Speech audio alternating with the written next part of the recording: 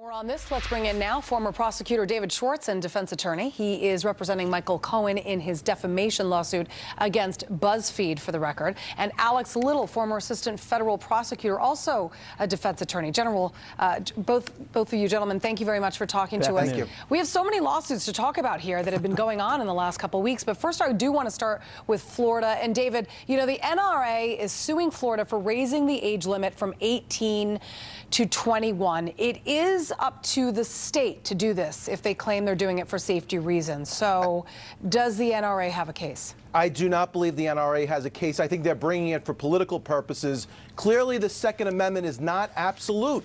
The state has a right to regulate gun control, and certainly there's a reasonable basis to raise the age from 18 to 21. The state has a legitimate interest, and they have the right to regulate regulate gun control. All right. So then, Alex, why file the lawsuit in the first place if you know that it's sort of a lost cause? I think they want to file it so you can have segments like this so we can talk about it, so they can show their members they're doing something. They lost almost exactly the same lawsuit back in 2012 in the 5th District, which is a court that's very favorable to conservative causes generally down in Texas, where they were trying to challenge the federal law that prohibited the handgun sales to folks under 21. So they're going to lose this one, but I think they need to be seen as active, and that's what they're trying to do. Okay. I want to move on now to the Attorney General, Jeff Sessions, suing California over sanctuary cities. You know, David, the DOJ lawsuit basically attacks 3 different laws in California, but I want to start with the state as a whole, because it is not up to the state to block the feds or ICE from doing their jobs. So right there, they're in the wrong. I agree with you 100%, Julie. And the Supreme Court ruled in 2012 just that you cannot stand in the way of the federal government. You can't enact laws. You can't have policies that stand in the way of the federal government enacting immigration policy.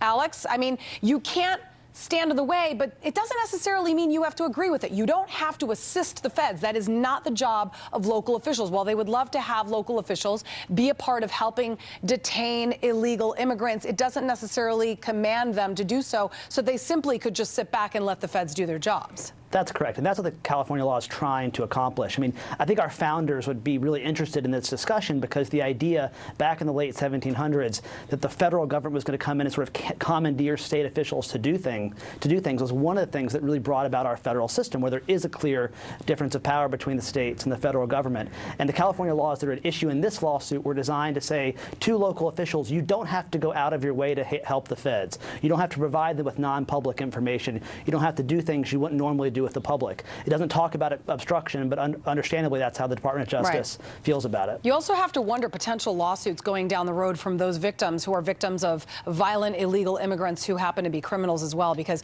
in a 4-day sting in Northern California, David, they arrested over 200 illegals, and I think somewhere around 180 of them actually had criminal records. Right. I mean, you would hope that the state government and the federal government would work together to attack violent gangs and criminal elements where people need to be deported. So the state's standing in the way, and I don't think the California law accomplishes that, just remaining silent. It really stands in the way of the federal government doing its job. Alex, I want to move on to Stormy Daniels, because she's suing the president.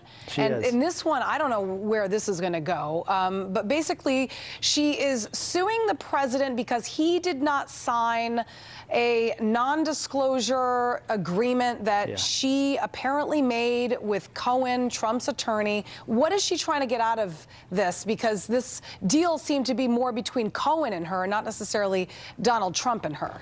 And that essentially is what she's saying, is that because it's not a deal with Donald Trump directly, I can speak. This isn't a binding agreement. You know, Cohen had really nothing to do with this exchange of information, and so I can talk and tell people about my affair with the President of the United States. It's a fascinating issue. I think one of the things that people don't realize— She's already talked about it, so I mean, why is she even bothering with this lawsuit?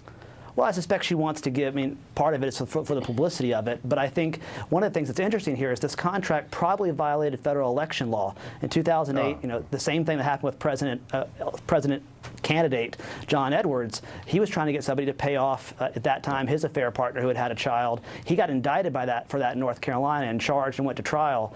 And so I think there's some really interesting, difficult legal issues that Mr. Cohen's going to run into soon. Absolutely not, Julie. I mean, full disclosure, Michael's my client. But the bottom line is, it does not violate federal election law. This is an attorney representing a client. It doesn't matter whether or not he was running or not. This happens every day in corporate America. That's number one. Number two, the contract is completely valid. Donald Trump is a third-party beneficiary of this contract. It doesn't matter who the contract is between. It's a valid contract between two people. There was a quid pro quo. There was consideration. And now she wants to violate this. She has no shot in court. Can I just ask you a question? Yeah. Is it typical for a lawyer to pay $130,000 or whatever the price tag may be to keep somebody quiet? Because that's not typical, that's not ethical, and that never happens. Well, no, it's not typical, but it's not illegal. Have you ever heard of it happen before? It's not. Name one lawyer that you know that has paid somebody else to stay quiet. First of all, out of his Julie, own pocket. these cases happen every single day. So this is a very typical case. A very typical case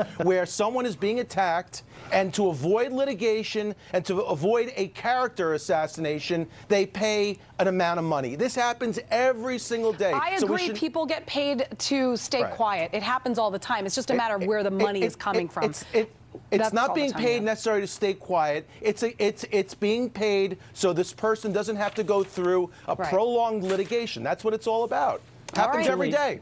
Julie, it's illegal, and in 3 months when we find out that he's done this, we can have this conversation What again. law does it violate? Pretty much everything. What law? Name a law. My producer's going to have my head in 2 seconds. It doesn't violate any law. All right, Alex Little, thank you very much. David Schwartz, thank you very much. There's just so much legally going on.